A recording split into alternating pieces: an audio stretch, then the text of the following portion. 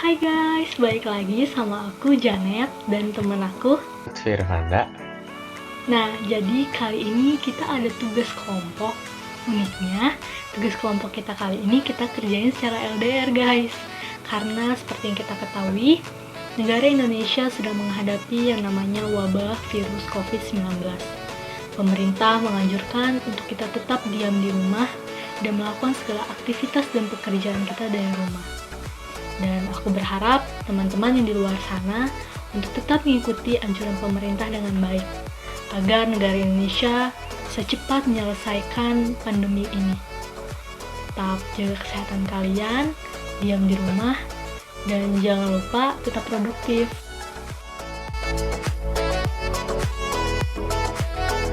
Nah, sekarang tugas kelompok kita itu untuk memenuhi tugas mata kuliah administrasi pembangunan.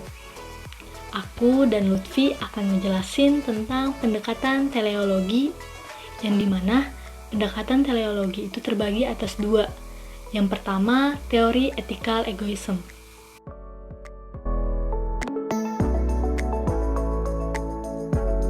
Teori ethical egoism itu adalah teori yang mengukur baik dan buruknya suatu tindakan dilakukan untuk mencapai tujuan yang dikehendaki.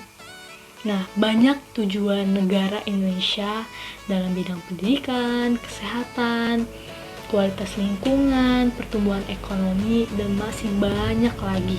Nah, salah satu contoh yang aku bakal ambil itu di pelayanan kesehatan.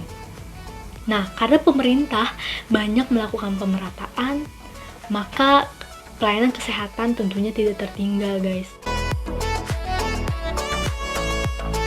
Pemerintah mengirim dokter, perawat, bidan, kesehatan lingkungan, dan banyak tenaga medis lainnya untuk pergi ke setiap puskesmas yang ada di daerah-daerah untuk melakukan pelayanan.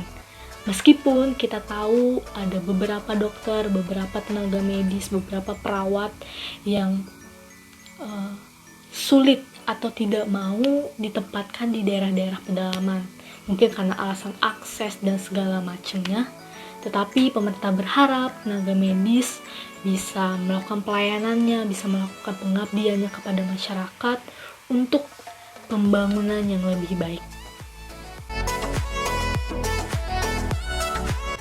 Oke, lanjut ke pembahasan kedua, masih tentang pendekatan teleologi. Nah, di pendekatan yang kedua ini, kita masih punya yang namanya utilitarian.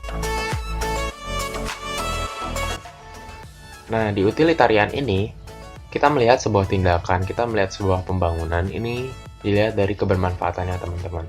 Konteks kebermanfaatan ini tentunya untuk orang banyak, teman-teman. Jadi, suatu hal yang didasari untuk memenuhi kebutuhan orang yang banyak, untuk dilihat dari kebermanfaatan untuk orang yang banyak, itu yang disebut utilitarian.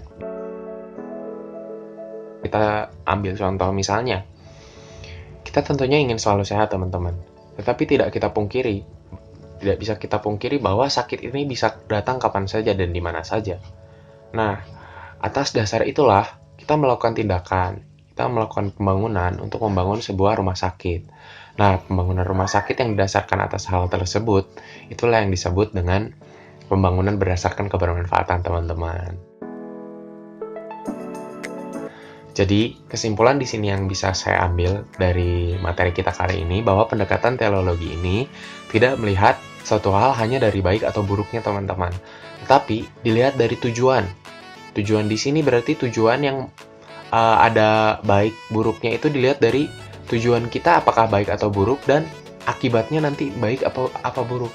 Jadi kalau kita melakukan sesuatu dengan cara yang buruk, namun akibatnya itu baik kepada masyarakat, dalam teori teleologi ini dibenarkan, teman-teman. Nah, jadi pendekatannya itu ada dua, ada ethical egoism dan juga utilitarian. Ethical egoism ini berpacu pada baik buruknya ini untuk diri mereka sendiri, teman-teman. Karena ethical egoism, dia egois. Dan sedangkan yang utilitarian ini terbalik. Karena utilitarian ini lebih ke kebermanfaatan untuk orang banyak. Mungkin sekian video dari saya dan juga teman saya. Mohon maaf bila masih banyak sekali kesalahan karena kita pun masih belajar. Hopefully teman-teman semua bisa enjoy video kami dan sampai jumpa di lain waktu. Bye bye.